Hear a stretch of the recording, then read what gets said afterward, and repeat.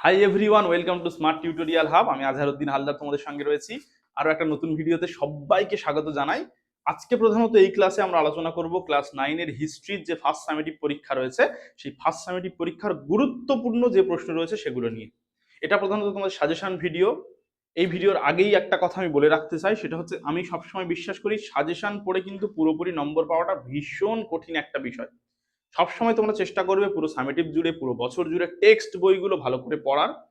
তার সঙ্গে সঙ্গে তোমাদের যারা গৃহ শিক্ষক রয়েছেন তারা যে প্রশ্ন উত্তরগুলো দিচ্ছে ভালো করে মুখস্থ করার চেষ্টা করবে।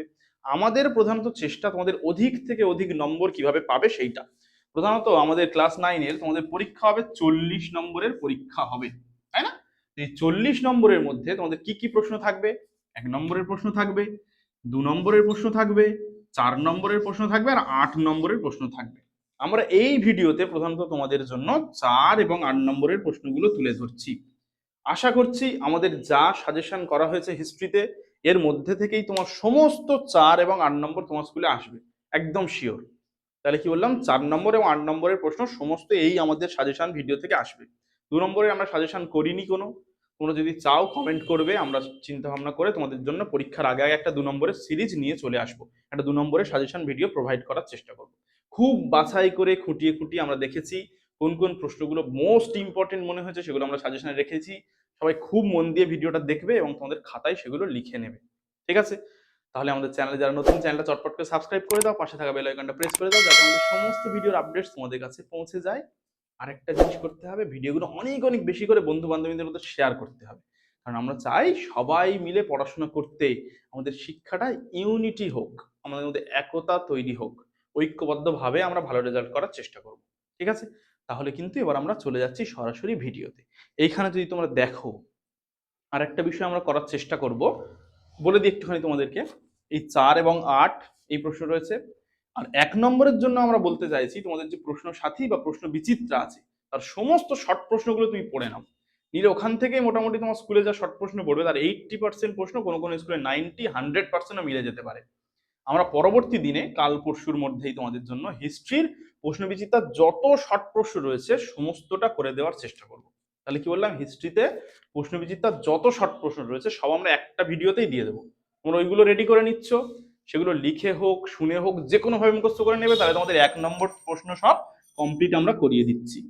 2 নম্বরের ক্ষেত্রে পরে একটা দেওয়ার চেষ্টা করব আমরা, আর 4 আর 8 আজকে দিয়ে দিচ্ছি। মানে হিস্ট্রিতে যদি আমাদের মোটামুটি মেনে চলো, আমরা যা প্রশ্নগুলো দিচ্ছি সেগুলো যদি করে যাও, তুমি অবশ্যই 30 অ্যাবভ কিন্তু পাবে। 30 অ্যাবভ তোমার নাম্বার হতে চলেছে, ঠিক আছে? কি বললাম, 30-এর উপর তুমি পেয়ে যাচ্ছ এইগুলো টোটাল করে গেলে। এবার কোনো কোনো স্কুলে যা প্রশ্ন হবে, কেউ 36 বলো, কেউ 40-তে 40ও পেয়ে যেতে পারো। আমি গ্যারান্টি দিয়ে তোমাদেরকে বলছি 30 তুমি পাবে শিওর। আমাদের এই যে শর্ট প্রশ্ন দিচ্ছি, প্রশ্ন বিচিত্রা সবটা করে, আর এইগুলো করে গেলে তুমি 30-এর উপর শিওর পাচ্ছ। আর যদি তুমি তোমার ঠিকঠাক ভাবে স্কুলের প্রশ্নপত্র হয়, তাহলে 40-এ 40ও পেয়ে যেতে পারো, ঠিক আছে? চলো, প্রথম প্রশ্ন আমাদের যেটা রয়েছে স্ক্রিনে প্রোভাইড করছি আমরা। 5-8 নম্বরের প্রশ্নগুলো আমরা আগে বলে দিচ্ছি। সেটা কি, ফরাসি বিপ্লবের অর্থনৈতিক ও সামাজিক কারণ আলোচনা করো। কি বললাম, ফরাসি বিপ্লবের অর্থনৈতিক ও সামাজিক কারণ আলোচনা করো। পরবর্তী যে প্রশ্নটা রয়েছে, ফরাসি বিপ্লবে দার্শনিকদের অবদান আলোচনা করো। মোস্ট ইম্পর্টেন্ট একটা প্রশ্ন, ফরাসি বিপ্লবে দার্শনিকদের অবদান আলোচনা করো। কি বললাম, ফরাসি বিপ্লবে দার্শনিকদের ভূমিকা বা অবদান আলোচনা করো। পরবর্তী কি প্রশ্ন রয়েছে, সেটা হচ্ছে নেপোলিয়ন কিভাবে ফ্রান্সের ক্ষমতা দখল করে। নেপোলিয়ন কিভাবে ফ্রান্সের ক্ষমতা দখল করে। পরবর্তী প্রশ্ন, নেপোলিয়নের সংস্কারগুলি আলোচনা করো। নেপোলিয়নের সংস্কারগুলি আলোচনা করো। পরবর্তী যে প্রশ্নটা রয়েছে সেটা হচ্ছে, আচ্ছা এখানে একটা প্রশ্ন অ্যাড করে দিতে বলবো আমরা যারা রয়েছে তোমরা, সেটা বলবো হচ্ছে, আমি বিপ্লব এবং বিপ্লবের ধ্বংসকারী, নেপোলিয়নের যে উক্তি, এই উক্তিটা যথার্থটা বিচার করো। কি বললাম, আমি বিপ্লব এবং বিপ্লবের ধ্বংসকারী, নেপোলিয়নের এই উক্তিটির যথার্থটা ব্যাখ্যা করো। ঠিক আছে, প্রশ্নটা ওইটা অ্যাড করে দেওয়া হবে।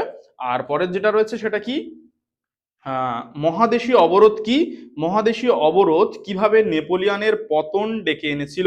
মহাদেশীয় অবরোধ কিভাবে নেপোলিয়নের পতন ডেকে এনেছিল। এক্সট্রা হিসেবে আমরা একটা প্রশ্ন রেখেছি, সেটা হচ্ছে ফরাসি সংবিধান সভার কার্যাবলী ও সংস্কার আলোচনা করো। তাহলে শুধু যে প্রশ্নগুলো রয়েছে এবার আমাদের 4 নম্বরের প্রশ্ন, সেগুলো আমরা দেখে নিই। প্রথমে আমরা টিকাগুলো রেখেছি। বাস্তিল দুর্গের পতন, এটা মোস্ট ইম্পর্টেন্ট একটা টিকা। টেনিস কোর্টের শপথ একটা মোস্ট ইম্পর্টেন্ট টিকা, কোড নেপোলিয়ন এটাও একটা গুরুত্বপূর্ণ, আর স্পেনীয় ক্ষত, এই কথা তোমরা টিকা হিসেবে মুখস্থ করছো। ঠিক আছে, পরের প্রশ্ন কি রয়েছে, নেপোলিয়নের যে রাশিয়া অভিযান সেটা ব্যর্থ হয়েছিল কেন? নেপোলিয়নের রাশিয়া অভিযান ব্যর্থ হয়েছিল কেন? পরবর্তী যে প্রশ্ন, ফরাসি বিপ্লবে নারীদের ভূমিকা সংক্ষেপে লেখো। ফরাসি বিপ্লবে নারীদের ভূমিকা সংক্ষেপে লেখো। পরবর্তী কি প্রশ্ন হচ্ছে, শতদিনের রাজত্বের তাৎপর্য ব্যাখ্যা করো। শতদিনের রাজত্বের তাৎপর্য ব্যাখ্যা করো, মানে নেপোলিয়নকে যখন প্রথমবার নির্বাসিত করা হলো সেখান থেকে ফিরে এসে নেপোলিয়ন আরো 100 দিন মতো রাজত্ব করেছিল, সেটা হচ্ছে শতদিনের রাজত্ব, ভালোভাবে করে নেবে। বিপ্লব পূর্ববর্তী ফরাসি অর্থনীতি কিভাবে ফরাসি বিপ্লবে গুরুত্বপূর্ণ ভূমিকা নিয়েছিল? বিপ্লব পূর্ববর্তী ফরাসি অর্থনীতি কিভাবে ফরাসি বিপ্লবে গুরুত্বপূর্ণ ভূমিকা নিয়েছিল? পরবর্তী প্রশ্ন কি রয়েছে, সংবিধান সভার ত্রুটিগুলি লেখো। সংবিধান সভার ত্রুটিগুলি লেখো। পরবর্তী যে প্রশ্ন রয়েছে, সন্ত্রাসের শাসন।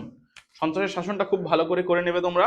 পরের যে প্রশ্ন হচ্ছে, ব্যক্তি ও নাগরিকের অধিকারের যে ঘোষণা তার গুরুত্ব কি? ব্যক্তি ও নাগরিকের অধিকারের ঘোষণার গুরুত্ব কি? পরবর্তী প্রশ্ন, বিপ্লব পূর্ববর্তী ফ্রান্স কেন রাজনৈতিক কারাগার নামে পরিচিত? বিপ্লব পূর্ববর্তী ফ্রান্স কেন রাজনৈতিক কারাগার নামে পরিচিত? পরের প্রশ্ন কি রয়েছে, ফরাসি বিপ্লবে সাধারণ মানুষের যোগদানের বিষয়ে টিকা লেখো। ফরাসি বিপ্লবে সাধারণ মানুষের যোগদানের বিষয়ে টিকা লিখো।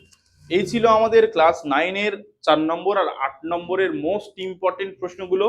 আশা করবো তোমাদের সমস্ত সিলেবাস পড়া হয়ে গিয়েছে। এই প্রশ্নগুলো তোমরা একটু বেশি গুরুত্ব দিয়ে, বেশি ইম্পর্টেন্স দিয়ে দেখে যাবে। ঠিক আছে, গেলে আশা করছি তোমরা 4 আর 8 সমস্তগুলো কমন পেয়ে যাবে। 2 নম্বরের পরে একটা ভিডিও আমরা প্রোভাইড করছি, আর 1 নম্বরের জন্য প্রশ্ন বিচিত্রার যত শর্ট প্রশ্ন রয়েছে তার একটা ভিডিওতেই আমরা প্রোভাইড করছি, তোমরা সেইগুলো ভালো করে দেখে নিলে। এই নিয়ম মেনে যদি তুমি ঠিকঠাক যেতে পারো, তুমি 40-এর মধ্যে 30 আপ কিন্তু স্কোর করছো। যদি আরো কিছু ভালো হয় 40-এ 40 পেয়ে যেতে পারো। এইবার অনেক অনেক স্টুডেন্টের কথা আছে স্যার এই প্রশ্নের উত্তরগুলো আমরা হঠাৎ করে রেডি করতে পারছি না, তাদের জন্য একটা বিশেষ সুবিধা রয়েছে, আমাদের স্মার্ট টিউটোরিয়াল হাবের যারা অ্যালুমনি রয়েছে, প্রাক্তনী রয়েছে, তারা কিন্তু এই প্রশ্নগুলো বিভিন্ন বই থেকে কালেক্ট করে পিডিএফ করে রেখেছে। তারা খুব অল্প মূল্যে তোমাদেরকে সেটা প্রোভাইড করবে। যাদের জায়গায় সহায়িকা আছে তাদের নেওয়ার কোনো প্রয়োজন নেই, তারা একান্ত সহায়িকা কিনতে পারোনি বা অন্য কোনো সমস্যা রয়েছে, তোমরা উত্তরগুলো রেডি করতে পারছো না, তারা ওদের নম্বরটা আমি ডিসক্রিপশনে দিয়ে দিচ্ছি, সেখান থেকে তোমরা পিডিএফটা সংগ্রহ করে নাও, ওদের সঙ্গে হোয়াটসঅ্যাপে কথা বলে একটুখানি তোমরা সংগ্রহ করে নাও। আর যাদের কাছে বই আছে তাদের কোনো প্রয়োজন নেই পিডিএফ কেনার। ঠিক আছে, চলো তাই দেখা হচ্ছে পরবর্তী কোনো একটা ভিডিওতে। সবাই খুব ভালো করে পড়াশোনা করো আমার স্মার্ট স্টুডেন্টরা, আমরা কিন্তু ফার্স্ট সামেটিক পরীক্ষা খুব ভালো রেজাল্ট করতে চলেছি। ঠিক আছে, চলো টাটা।